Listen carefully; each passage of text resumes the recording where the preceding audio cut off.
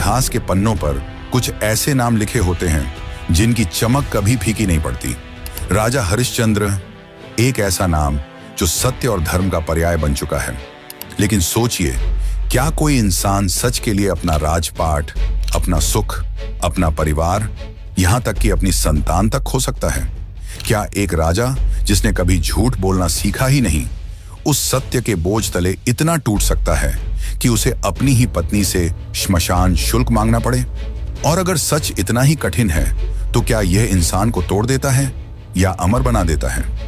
आज हम आपको ले चलेंगे उस अद्भुत कथा की ओर जहां एक राजा ने यह साबित कर दिया कि सत्यमेव जयते सिर्फ एक वाक्य नहीं बल्कि जीवन जीने का मार्ग है।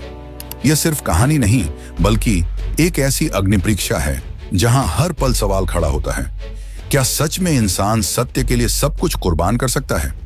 और अगर हां, तो उसका अंत क्या होता है, विनाश या अमृत? जवाब सुनकर आप भी चौंक जाएंगे, तो इस वीडियो को अंत तक जरूर देखें, क्योंकि जो आप देखने वाले हैं वो आपको अंदर तक हिला कर रख देगा। तो चलिए इस अद्भुत और असाधारण कथा को शुरू करते हैं।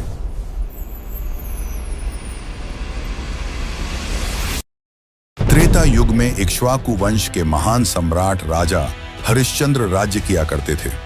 यही वही वंश है जिसमें आगे चलकर भगवान श्री राम का जन्म हुआ। हरिश्चंद्र का नाम उनके सत्य, धर्म और निष्ठा के कारण दूर दूर तक प्रसिद्ध था। वे न केवल परम सत्यनिष्ठ थे बल्कि धर्म के पालन में भी अद्वितीय थे। उनकी ख्याति इतनी फैली हुई थी कि देवता हों या दानव, सभी उनके गुणों की प्रशंसा करते थे। उनके राज्य में प्रजा सदैव सुखी और संतुष्ट रहती थी। न कभी दुर्भिक्ष पड़ता, न ही किसी की अकाल मृत्यु होती। जब भी कोई उनके गुणों की सराहना करता तो हरिश्चंद्र बड़े विनम्र भाव से कहते, यह सब मेरे गुरुदेव महर्षि वशिष्ठ की कृपा का परिणाम है। वे यह केवल औपचारिकता में नहीं कहते थे बल्कि वास्तव में गुरु चरणों में उनकी गहरी श्रद्धा थी। एक दिन इंद्र की सभा में महर्षि वशिष्ठ और विश्वामित्र सहित देव, दानव, गंधर्व और यक्ष सब एकत्र बैठे थे। चर्चा चल रही थी कि धरती पर सबसे बड़ा दानी, धर्मात्मा और सत्यवादी कौन है। महर्षि वशिष्ठ ने गर्व से कहा, ऐसा अद्वितीय शासक केवल मेरा शिष्य राजा हरिश्चंद्र ही है। हरिश्चंद्र जैसा सत्य प्रिय, दानी और प्रजावत्सल राजा न तो पहले कभी हुआ है और न आगे होगा। यह सुनते ही विश्वामित्र के मन में ईर्ष्या की ज्वाला भड़क उठी। उन्हें यह स्वीकार नहीं हुआ कि वशिष्ठ के शिष्य को सर्वोत्तम कहा जाए। उन्होंने क्रोधित होकर कहा, मैं जानता हूं हरिश्चंद्र को, मैं स्वयं उसकी परीक्षा लूंगा, तभी पता चलेगा कि वह वास्तव में कितना धर्मनिष्ठ और सत्यवादी है। वशिष्ठ ने जो कहा है उसकी सच्चाई दुनिया के सामने आ जाएगी। देवताओं को विश्वामित्र की बातों में अहंकार की गंध साफ महसूस हुई। वे सोचने लगे कि जब महर्षि ही ईर्ष्या और प्रतिस्पर्धा में उलझ सकते हैं तो सामान्य मनुष्य का क्या हाल होगा। देवराज इंद्र जानते थे कि वशिष्ठ और विश्वामित्र के बीच पहले से ही पुराना वैमनस्य है, इसलिए किसी एक का पक्ष लेना व्यर्थ है। महर्षि वशिष्ठ ने शांति और गंभीरता से उत्तर दिया, आप सही कह रहे हैं विश्वामित्र, परीक्षा ही किसी की असली शक्ति और योग्यता को साबित करती है। आप चाहें तो स्वयं राजा हरिश्चंद्र की परीक्षा लें, सत्य अपने आप प्रकट हो जाएगा। वशिष्ठ की यह बात सुनकर विश्वामित्र की सहन शक्ति जवाब दे गई। वे क्रोध में सभा से उठकर बाहर चले गए, राजा हरिश्चंद्र की परीक्षा लेने और सत्य की असली परख करने के दृढ़ संकल्प के साथ। एक दिन राजा हरिश्चंद्र शिकार के लिए वन में गए हुए थे। अचानक उनके कानों में एक दर्द भरी पुकार गूंज उठी, बचाइए राजन, मेरी रक्षा कीजिए। राजा ने तुरंत घोड़ा रोका और देखा कि सामने एक युवा तपस्विनी दोनों हाथ आकाश की ओर उठाकर रोते हुए रक्षा की गुहार कर रही है। चारों ओर नजर दौड़ाने पर राजा को कोई और दिखाई न दिया। वे आश्चर्यचकित होकर बोले, कौन है जो तुम्हें कष्ट पहुंचा रहा है? मेरे राज्य में इतना साहस किसका हुआ कि वह तुम्हारे वस्त्रों को अग्नि से जलाने की धृष्टता करे? बताओ वह कौन है, मैं अभी उसे अपने बाणों से समाप्त कर दूंगा। तपस्विनी ने रोते हुए उत्तर दिया, राजन, यहां से कुछ ही दूरी पर एक तपस्वी घोर तप कर रहा है। वह अपने तप्पल से मेरी सारी सिद्धियां छीन लेना चाहता है। उसी भय से मैं आपकी शरण में आई हूं। हरिश्चंद्र ने दृढ़ स्वर में कहा, तुम निश्चिंत होकर तप करो। जब तक मैं जीवित हूं मेरे राज्य में कोई अन्याय नहीं होगा। मैं अभी उस पाखंडी को देखता हूं। इतना कहकर वे तुरंत उस दिशा में बढ़ चले। राजा उस तपस्वी के समीप पहुंचे जो आंखें मूंद कर कठोर तप कर रहा था। उसका चेहरा दूसरी ओर था, इसलिए उसने राजा को आते हुए नहीं देखा। हरिश्चंद्र ने क्रोध में ललकारा, दुष्ट, तू अबला स्त्री की सिद्धियां हड़पना चाहता है? दूसरों को पीड़ा देकर की गई तपस्या का क्या मूल्य? तू अवश्य कोई पाखंडी तांत्रिक है, लेकिन जब तक मैं जीवित हूं तेरी यह काली साधना सफल नहीं होगी। उठ, मेरे सामने आ, वरना मेरे बाण तुझे भस्म कर देंगे। राजा की कड़कती वाणी का कोई असर न हुआ तो वे और निकट गए और फिर गरजे। तभी वह तपस्वी आंखें खोलकर खड़ा हुआ। उसका चेहरा क्रोध से लाल था। उसने कहा, राजन, तेरे अहंकार का दंड तुझे अभी मिलेगा। राजा स्तब्ध रह गए, क्योंकि सामने कोई और नहीं, स्वयं महर्षि विश्वामित्र खड़े थे। हरिश्चंद्र तुरंत धनुष बाण नीचे रखकर हाथ जोड़कर बैठ गए और विनम्र स्वर में बोले, भगवान, मुझसे भारी भूल हो गई। अज्ञानवश मैंने अपराध किया। राजधर्म ही है कि प्रजा की रक्षा की जाए, संकट में पड़े व्यक्ति को बचाया जाए। कृपया मुझे क्षमा करें और धर्म के अनुरूप दंड दें। विश्वामित्र राजा की विनम्रता देख शांत हो गए। कुछ क्षण मौन रहकर उन्होंने प्रश्न किया, राजन, बताओ, दान किसे देना चाहिए, रक्षा किसकी करनी चाहिए और युद्ध किससे करना चाहिए? हरिश्चंद्र दृढ़ स्वर में उत्तर दिए, भगवान, निर्धन और असहाय दान के पात्र होते हैं। भयभीत व्यक्ति की रक्षा करना राजा का धर्म है, और जो यज्ञ में विघ्न डाले उससे युद्ध करना क्षत्रिय का कर्तव्य है। विश्वामित्र मुस्कुराए और बोले, तुमने सत्य कहा है। स्त्री की रक्षा करना तुम्हारा अपराध नहीं था, परंतु अब बताओ, क्या तुम मुझे दान दे सकते हो? मैं यज्ञ करना चाहता हूं और मुझे दक्षिणा की आवश्यकता है। हरिश्चंद्र तुरंत बोले, ऋषिवर, आप जो भी चाहेंगे मैं अर्पित करूंगा। सोना, राज्य, पुत्र, यहां तक कि प्राण, सब कुछ आपके चरणों में समर्पित है। विश्वामित्र राजा के इस वचन से स्तब्ध रह गए। उन्होंने गंभीर स्वर में कहा, ठीक है राजन, जब समय आएगा तब मैं तुमसे मांग लूंगा। अभी तुम वापस जाओ और राजकाज संभालो, परंतु अपने वचन को स्मरण रखना। हरिश्चंद्र ने हाथ जोड़कर प्रणाम किया और राजधानी की ओर लौट गए, इस वचन के साथ कि सत्य चाहे कितना भी कठोर क्यों ना हो, वे उससे कभी पीछे नहीं हटेंगे। वन से लौटने के बाद विश्वामित्र के मन में राजा हरिश्चंद्र की परीक्षा लेने की तीव्र इच्छा उठी। उन्होंने सोचा, देखते हैं यह हरिश्चंद्र कितना धर्मनिष्ठ और सत्यप्रिय है। तुरंत ही उन्होंने अपनी दाढ़ी का एक बाल तोड़ा और भूमि पर पटक दिया।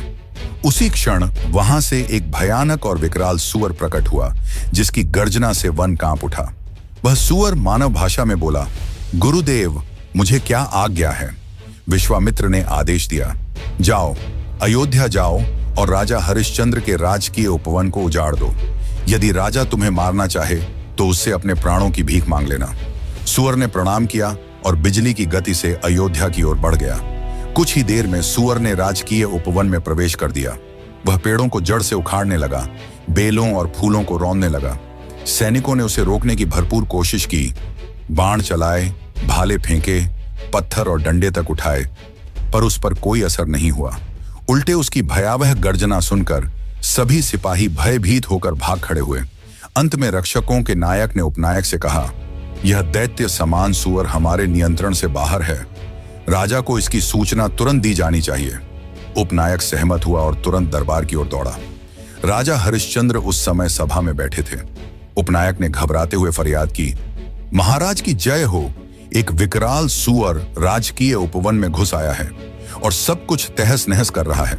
हमारे सारे प्रयास व्यर्थ हो चुके हैं, कोई भी उसकी शक्ति का सामना नहीं कर पा रहा। यह सुनते ही राजा आश्चर्यचकित हो उठे और बोले, ऐसा कैसा सूअर है जो सैनिकों को भयभीत कर दे? चलो हम स्वयं देखते हैं। वे तुरंत घोड़े पर सवार हुए और अपने सैनिकों के साथ उपवन की ओर चल पड़े। जैसे ही उन्होंने उपवन की दशा देखी, उनका क्रोध भड़क उठा। उन्होंने सूअर को ललकारा। सूअर गुर्राता हुआ भाग खड़ा हुआ और हरिश्चंद्र उसके पीछे पीछे दौड़े। पीछा करते करते वे घने और भयानक जंगल में जा पहुंचे, जहां उनके सैनिक भी पीछे छूट गए।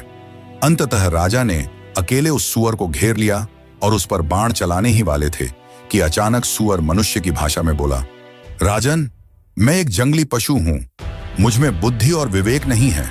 मैंने जो किया वह मेरे स्वभाव का हिस्सा है, अपराध नहीं। आप तो न्यायप्रिय राजा हैं, कृपया मेरे प्राणों को क्षमा कर दीजिए। राजा हरिश्चंद्र को उस पर दया आ गई। उन्होंने बाण नीचे रख दिया और बोले, ठीक है, जाओ, मैं तुम्हें दंडित नहीं करूंगा। कहते ही सूअर अचानक अंतर्धान हो गया। राजा आश्चर्यचकित रह गए और सोचने लगे, यह कैसी माया है? मनुष्य की भाषा बोलने वाला यह जीव आखिर कौन था? तभी वहां एक ब्राह्मण आया और बोला, राजन, आप कौन हैं और इस भयानक वन में अकेले क्या कर रहे हैं? हरिश्चंद्र ने उत्तर दिया, मैं अयोध्या का राजा हरिश्चंद्र हूं। एक सूअर का पीछा करते करते यहां आ गया और मार्ग भटक गया। ब्राह्मण ने मुस्कुराकर कहा, चिंता मत कीजिए राजन, मेरा आश्रम यहीं पास में है। आज मेरे पुत्र का विवाह है। आप पहले नदी में स्नान कर लीजिए और फिर मेरे आश्रम चलकर जलपान कीजिए। उसके बाद मैं स्वयं आपको इस वन से बाहर ले चलूंगा। राजा ने प्रसन्न होकर उसकी बात मान ली और नदी में स्नान किया, परंतु वे नहीं जानते थे कि वह मायावी नदी थी। उसमें स्नान करते ही वे ब्राह्मण के वश में हो गए। वास्तव में वह कोई साधारण ब्राह्मण नहीं, बल्कि ब्राह्मण रूप में विश्वामित्र ही थे। वे राजा को अपने आश्रम ले आए, जहां विवाह का आयोजन चल रहा था। वेदी पर वर वधू बैठे थे और विवाह की तैयारियां हो रही थीं। ब्राह्मण रूपधारी विश्वामित्र ने राजा से कहा, राजन, आपकी दानशीलता की ख्याति चारों ओर फैली हुई है। महर्षि वशिष्ठ तक ने देव सभा में आपकी उदारता की प्रशंसा की थी। आज इस विवाह के अवसर पर आप भी कुछ दान दें। हरिश्चंद्र ने कहा, भगवान, जो भी आप चाहेंगे मैं अवश्य दूंगा। विश्वामित्र ने गंभीरता से कहा, यदि मैं अपने पुत्र के लिए आपका राज्य ही मांग लूं तो? हरिश्चंद्र तनिक भी विचलित न हुए और मुस्कुराते हुए बोले, विप्रवर, आप जो भी मांगेंगे वह मैं अर्पित कर दूंगा। राज्य ही चाहिए तो वह भी आपके पुत्र का है। यह सुनकर विश्वामित्र ने तत्काल राज्य दान में ले लिया और कहा, राजन, शास्त्रों में कहा गया है कि दान के साथ दक्षिणा भी देनी चाहिए, अतः अब मुझे सोने की दक्षिणा भी चाहिए। हरिश्चंद्र ने बिना किसी हिचक के सहमति दी। तभी उनके सैनिक उन्हें ढूंढते हुए वहां पहुंच गए। विश्वामित्र से अनुमति लेकर राजा अपने सैनिकों के साथ राजधानी लौट गए, लेकिन अब वे अपने ही राज्य को किसी और को दान कर चुके थे। राजा हरिश्चंद्र के वहां से जाते ही विश्वामित्र अपने वास्तविक स्वरूप में आ गए। उनके चेहरे पर संतोष और होठों पर व्यंग्य भरी मुस्कान फैल गई। मन ही मन वे सोचने लगे, अब देखता हूं हरिश्चंद्र कितना बड़ा सत्यवादी और दानी है। कहना आसान होता है पर निभाना कठिन। यही अंतर साधारण मनुष्यों और महापुरुषों में होता है। साधारण लोग कठिनाइयों के सामने टूट जाते हैं, लेकिन सच्चे महापुरुष तो स्वप्न में भी अगर धर्म सम्मत कोई वचन दे दें तो उसे निभाने में तनिक भी विचलित नहीं होते। अब देखना है यह राजा सचमुच धर्म और सत्य का पालन करता है या नहीं। यह सोचकर विश्वामित्र जोर जोर से हंसने लगे। उनके इस व्यवहार को देखकर शिष्य भी अचंभित रह गए। उधर हरिश्चंद्र को जरा भी अंदेशा नहीं था कि उनके साथ छल हो चुका है। राजधानी लौटते समय वे बस यही सोचते रहे कि अपनी धर्मपत्नी शैव्या और पुत्र रोहिताश्व को यह बात कैसे बताएंगे। न उन्हें राज्य का मोह था, न धन का लोभ, परंतु पुत्र की प्रतिक्रिया को लेकर वे चिंतित थे। जब वे महल पहुंचे तो शैव्या ने उनके उदास चेहरे को देखते ही पूछा, स्वामी, आज आप इतने व्यथित क्यों हैं? कहीं किसी याचक की इच्छा पूरी न कर सके? आपकी चिंता देखकर मेरा हृदय व्याकुल हो रहा है। राजा ने भारी मन से उत्तर दिया, प्रिय, वन में एक तपस्विनी के आग्रह पर मैंने अपना सर्वस्व दान कर दिया है। यही कारण है कि व्याकुल हूं। अब तुम्हें और रोहिताश्व को सेवक की तरह कैसे रखूंगा? यह सुनकर शैव्या की आंखों में क्षण भर के लिए आश्चर्य झलका, पर फिर मुस्कुराकर बोली, नाथ, यह तो आनंद का विषय है। राज्य के प्रपंचों में बंधकर हम स्मरण भूल गए थे। अब हमें पूरा समय भक्ति और सत्य के मार्ग पर चलने को मिलेगा। रोहिताश्व ने भी पिता का समर्थन किया। इससे राजा का मन कुछ हल्का हुआ। अगले दिन दरबार में राजा सिंहासन पर बैठे ही थे कि विश्वामित्र वहां आ पहुंचे। उनके आगमन पर सभी सभासद खड़े होकर सम्मान में झुक गए। विश्वामित्र ने गर्व से कहा, राजन, मुझे पहचाना? कल वन में ब्राह्मण वेश में मैं ही तुमसे मिला था। तुमने अपने पुत्र के विवाह में मुझे अपना संपूर्ण राज्य दान में दिया था। अब अपने वचन का पालन करो और यह राज्य छोड़ दो। साथ ही दान के साथ दक्षिणा स्वरूप 2.5 भार सोना भी मुझे चाहिए।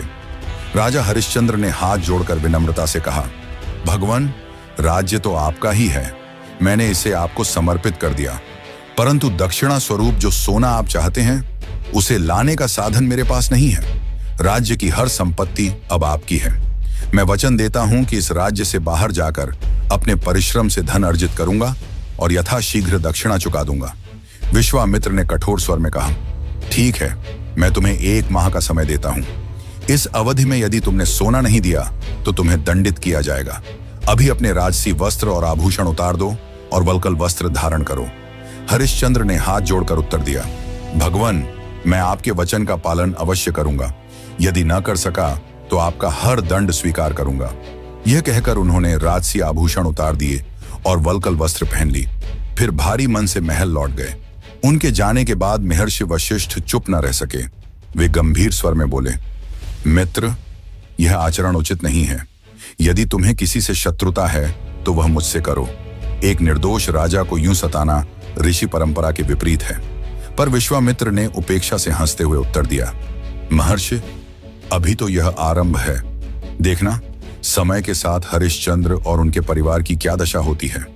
वशिष्ठ ने शांति से कहा, अहंकार मनुष्य का सबसे बड़ा शत्रु है। अपने तपोबल का अहंकार करना किसी साधु को शोभा नहीं देता। शिष्य को अपने गुरु का साथ हर परिस्थिति में निभाना चाहिए और गुरु को भी अपने शिष्य का मार्गदर्शन कभी नहीं छोड़ना चाहिए। परंतु तुम जिस राह पर चल पड़े हो उसका परिणाम शुभ नहीं होगा। वशिष्ठ की इस घोषणा से सभासदों का मन भी द्रवित हो उठा। वे एक स्वर में कहने लगे कि यदि धर्म का अपमान हो रहा है तो वे अयोध्या छोड़ देंगे। राजा हरिश्चंद्र अपनी पत्नी शैव्या और पुत्र रोहिताश्व के साथ वल्कल वस्त्र धारण कर महल से बाहर निकल पड़े। राजमहल के बाहर उन्हें देख अयोध्यावासी व्याकुल हो उठे। महर्षि वशिष्ठ और नगरवासी सबने मिलकर कहा, राजन, हम आपको अकेले कैसे जाने देंगे, हम सब आपके साथ चलेंगे। लेकिन हरिश्चंद्र ने गंभीर स्वर में उत्तर दिया, गुरुदेव, आप ही नगरवासियों को समझाइए। यदि सब मेरे साथ चलेंगे तो धर्म संकट और गहरा होगा। आपका और प्रजा का कष्ट बढ़ेगा। अब विश्वामित्र ही यहाँ के राजा हैं। उनकी आज्ञा का पालन करना सबका धर्म है। यह ईश्वर की परीक्षा है और मुझे विश्वास है कि मैं इसे पार करूंगा। किंतु जनता भावुक हो उठी और एक स्वर में पुकारने लगी, नहीं राजन, हम आपको अकेला नहीं छोड़ेंगे। हम छाया की तरह आपके पीछे पीछे चलेंगे। तभी विश्वामित्र अपने रथ पर अंगरक्षकों के साथ वहां आ पहुंचे। उन्होंने भीड़ के बीच राजा, रानी और उनके पुत्र को देखा और क्रोध से गरज उठे, हरिश्चंद्र, तू धर्म से भ्रष्ट हो गया है। दान देकर उसे वापस पाने की कोशिश करता है और प्रजा को उकसाता है। यह राजधर्म का अपमान है। उनकी कठोर वाणी सुनकर हरिश्चंद्र ने तुरंत अपनी पत्नी और पुत्र का हाथ थामा और भीड़ को चीरते हुए आगे बढ़ गए। आकाश से यह दृश्य देखकर स्वयं त्रिदेव, ब्रह्मा, विष्णु और महेश व्यथित हो उठे। भगवान शंकर के मुख से निकला, अविश्वसनीय है कि तपस्वी होकर भी विश्वामित्र इतनी कठोरता दिखा रहे हैं। यह राजा अब मेरी नगरी काशी में शरण पाएगा। देखते हैं कौन इसका क्या बिगाड़ता है। विष्णु ने शांत स्वर में कहा, महादेव, धैर्य रखिए।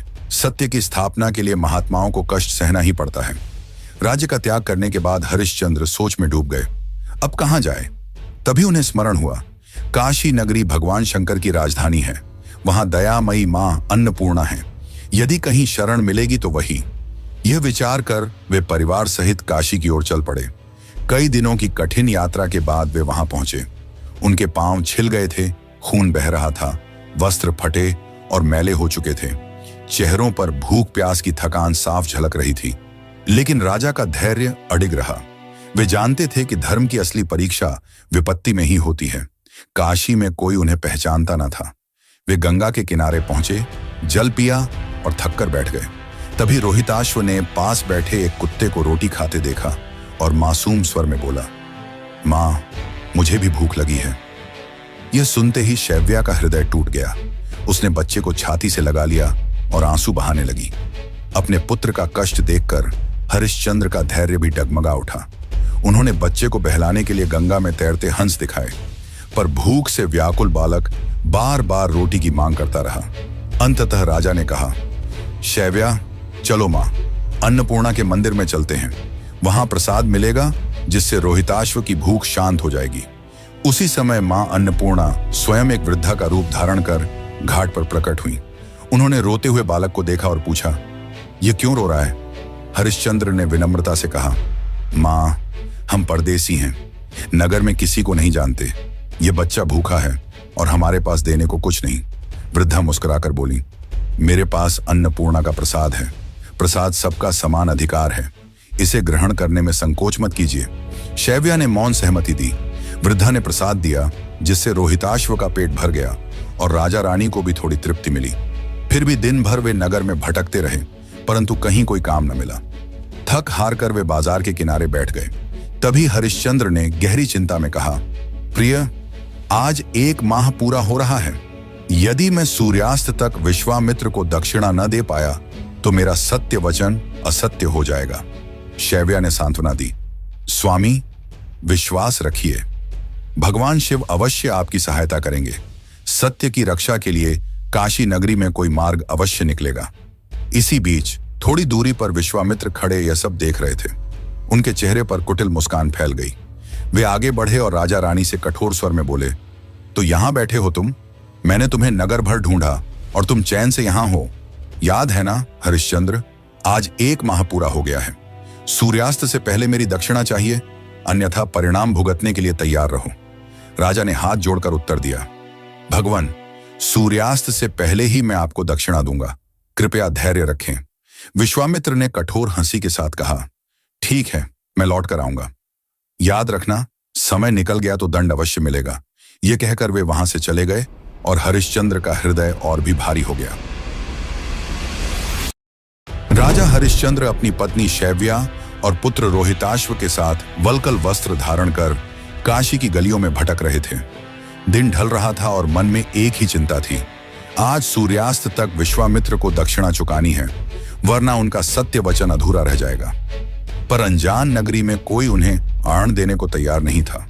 अंततः राजा ने गहरी सांस भरकर कहा, अब एक ही उपाय शेष है, मैं स्वयं को बेच दूं। राजा की व्याकुलता देखकर शैव्या ने शांत स्वर में कहा, स्वामी, सत्य की महिमा अपार है। सत्य के बल पर ही सूर्य उगता और अस्त होता है। सत्य से ही यह धरती स्थिर है। हजारों यज्ञ और दान भी सत्य के बराबर नहीं ठहर सकते। धर्म का पालन करना ही सबसे बड़ा कर्तव्य है। यह सुनकर हरिश्चंद्र की आंखें भर आईं। वे बोले, प्रिय, मैं जानता हूं कि सत्य ही जीवन है, परंतु इस समय मैं क्या करूं? मेरे पास कोई मार्ग नहीं। शैव्या ने दृढ़ता से कहा, स्वामी, मैं आपके पुत्र की माता हूं। मेरी सबसे बड़ी साधना पूर्ण हो चुकी है। अब यदि आवश्यकता है तो आप मुझे बेच दीजिए। उस धन से आप अपनी प्रतिज्ञा निभा सकेंगे। यह सुनते ही हरिश्चंद्र हतप्रभ रह गए। उनके आंसू छलक उठे। वे रो पड़े और बोले, प्रिय, यह कैसा कठोर वचन है। क्या हमारा प्रेम बंधन इतना हल्का है कि तुम्हें किसी और को सौंप दूं? ऐसा विचार करना भी मेरे लिए पाप है। पर शैव्या ने उन्हें समझाया, स्वामी, झूठा मनुष्य श्मशान की भांति अपवित्र होता है। झूठ बोलने से यज्ञ, दान, तप सब व्यर्थ हो जाते हैं। पुराणों में आकृति राजा की कथा आती है, जिसने अनेक यज्ञ किए थे, पर एक झूठ बोलने के कारण स्वर्ग से नीचे गिर पड़ा। मैं नहीं चाहती कि आप भी असत्य के कारण पतित हों। आप मेरी बात मान लीजिए और मुझे बेचकर सत्य की रक्षा कीजिए। उसी समय रोहिताश्व ने मासूम स्वर में कहा, मां, मुझे भूख लगी है। पिताजी रो क्यों रहे हैं? क्या उन्हें भी भूख लगी है? पुत्र की मासूमियत ने राजा का हृदय छलनी कर दिया। उन्होंने व्याकुल होकर कहा, ठीक है, यदि यही सत्य की राह है तो मैं यह भी करूंगा। मैं तुम्हें, रोहित को और स्वयं को भी बेच दूंगा, पर अपने वचन से नहीं हटूंगा। सत्य ही मेरा प्राण है। राजा ने नगर में पुकारना शुरू किया, हे नगर वासियों, मेरी बात सुनो। मत पूछो मैं कौन हूं, बस इतना जान लो कि मैं विवश होकर अपनी पत्नी और पुत्र को बेचना चाहता हूं। यदि किसी को दासी या सेवक की आवश्यकता हो तो उन्हें खरीद सकता है। लोग स्तब्ध रह गए। तभी एक वृद्ध ब्राह्मण आगे बढ़ा और बोला, मुझे एक दासी चाहिए। मेरी पत्नी अस्वस्थ है और घर का काम नहीं कर पाती। बोलो, इसका क्या मूल्य है? हरिश्चंद्र ने पीड़ा भरे स्वर में कहा, भगवान, मैं अपनी धर्मपत्नी का मूल्य नहीं बता सकता। जो आपको उचित लगे वह दे दीजिए। उसी क्षण ब्राह्मण वेश में खड़े विश्वामित्र ने पोटली आगे बढ़ाई और बोला, इसके लिए मैं 1 भार सोना दूंगा। विवश राजा ने वह धन स्वीकार कर लिया। शैव्या की आंखों में आंसू छलक आए। तभी रोहिताश्व ने मां का आंचल पकड़ लिया और जोर से रोने लगा। ब्राह्मण ने झुंझलाकर कहा, अरे लड़के, छोड़ दे इसका पल्लू। मैंने तेरी मां को खरीदा है, तुझे नहीं।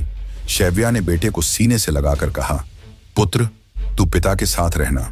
मैं तो अब दासी हूं, परंतु यदि दया हो तो इस बालक को भी खरीद लीजिए, इससे मेरा मन विचलित नहीं होगा। पहले तो ब्राह्मण ने इनकार किया, पर शैव्या के वचन और आंसुओं ने उसका हृदय पिघला दिया। उसने और एक भार सोना देकर रोहिताश्व को भी खरीद लिया और उसे पास खड़ी वृद्धा की देखभाल में सौंप दिया। ब्राह्मण वेशधारी विश्वामित्र दोनों को लेकर चला गया और फिर अपने वास्तविक रूप में राजा के सामने आ खड़ा हुआ। उन्होंने कठोर स्वर में कहा, राजन, सूर्यास्त होने ही वाला है, अब बताओ मेरी दक्षिणा का क्या हुआ? हरिश्चंद्र की आंखों में आंसू थे, हृदय में शोक का सागर उमड़ रहा था, पर सत्य से विचलित नहीं हुए। उन्होंने पोटली आगे बढ़ाई और बोले, ऋषिवर, यह लीजिए, मैंने अपनी पत्नी और पुत्र को बेचकर यह धन प्राप्त किया है। मैं सूर्यवंशी हूं, अपने प्राण दे सकता हूं, पर वचन नहीं तोड़ सकता। विश्वामित्र ने धन की पोटली उठाई, पर तिरस्कार से कहा, यह धन बहुत कम है, इससे दक्षिणा पूरी नहीं होती, और धन लाओ वरना परिणाम भुगतो। यह कहकर वे क्रोध में चले गए। अब सूर्यास्त होने में थोड़ा ही समय शेष था। निराश होकर हरिश्चंद्र नगर में स्वयं को बेचने निकल पड़े, पर किसी ने उन्हें नहीं खरीदा। अंततः वे श्मशान पहुंचे। वहां धर्म ने चांडाल का रूप धरकर कहा, अरे कौन हो तुम, यहां क्यों आए हो? राजा ने हाथ जोड़कर उत्तर दिया, भाई, सूर्यास्त से पहले मुझे बेच लो, मैं तुम्हारी सेवा करूंगा। बदले में इतना धन दे दो कि मैं दक्षिणा चुका सकूं। चांडाल बोला, मैं प्रवीण नामक चांडाल हूं, मेरा काम मुर्दों का कफन लेना और उन्हें जलाना है। यदि तुम्हें चाहिए तो मैं एक भार सोना दे सकता हूं। हरिश्चंद्र ने तुरंत सहमति दी। चांडाल ने उन्हें अपना दास बना लिया और एक भर सोना दिया। उसी समय विश्वामित्र फिर क्रोध से वहां आ पहुंचे और बोले, हरिश्चंद्र, अब भी क्या तू मेरी दक्षिणा चुकाने में असफल है?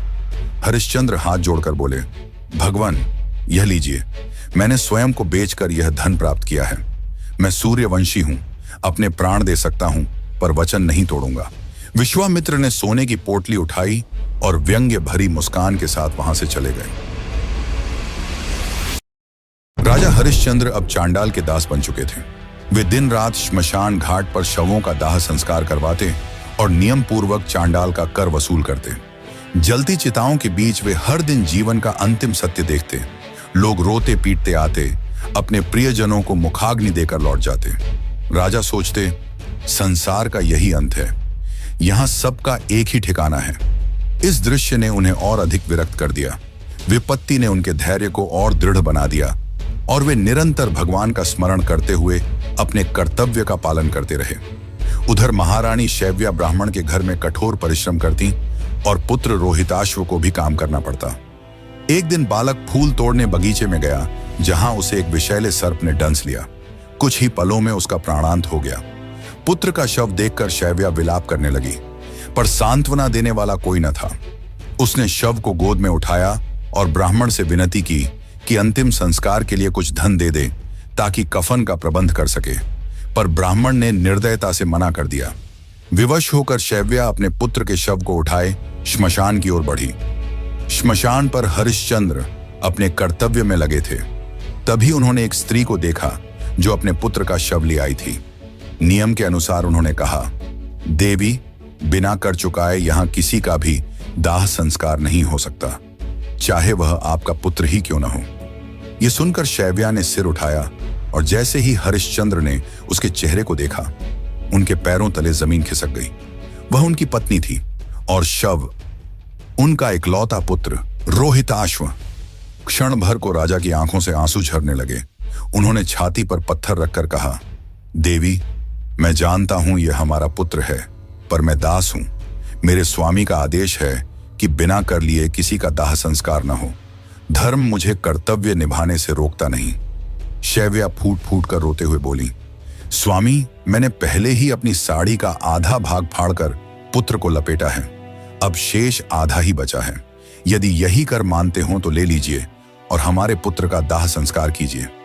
हरिश्चंद्र का हृदय कांप उठा। पति पत्नी एक दूसरे की ओर देखते रहे और रोते रोते अपने पुत्र को अंतिम विदाई देने लगे। तभी श्मशान में अद्भुत प्रकाश फैल गया। बिजली सी चमकी और देवगण आकाश से उतर आए। चांडाल अचानक धर्मराज के रूप में प्रकट हो गए। उनके साथ स्वयं महर्षि विश्वामित्र भी थे। विश्वामित्र ने आगे बढ़कर हरिश्चंद्र को गले लगा लिया और बोले, राजन, यह सब एक परीक्षा थी। देवताओं ने तुम्हारी सत्य निष्ठा को परखना चाहा था और तुमने हर कसौटी पर स्वयं को अडिग साबित किया। तुमने सत्य के लिए अपने प्राण, अपना राज्य, अपनी पत्नी और पुत्र तक त्याग दिए, पर अपने वचन से कभी नहीं डिगे। इसी क्षण आकाशवाणी हुई, राजा हरिश्चंद्र, तुम्हारा नाम युगों युगों तक सत्य का प्रतीक बनकर गूंजता रहेगा। जब हरिश्चंद्र ने आंसुओं से भीगे नेत्रों से देखा तो उनका पुत्र रोहिताश्व पुनः जीवित उनके सामने खड़ा था और शैव्या राजसी वेशभूषा में दमक रही थी। धर्मराज मुस्कुरा रहे थे और विश्वामित्र ने उनका खोया हुआ राज्य भी लौटा दिया। हरिश्चंद्र अयोध्या लौटे और वर्षों तक सत्य और धर्म की आधारशिला पर प्रजा की सेवा करते रहे। लेकिन यह कथा सिर्फ एक राजा की नहीं, बल्कि एक आदर्श की है। सच्चाई और ईमानदारी की पहचान तब होती है जब आपके पास असत्य का सहारा लेने के सारे अवसर हों, जब परिस्थितियां आपको मजबूर करें और फिर भी आप डिगे नहीं। राजा हरिश्चंद्र ने दिखा दिया कि सत्यमेव जयते केवल एक वाक्य नहीं, बल्कि जीवन जीने का मार्ग है। और जब तक धरती पर सत्यप्रिय लोग रहेंगे, तब तक स्वर्ग और देवता भी उनका जयगान करते रहेंगे।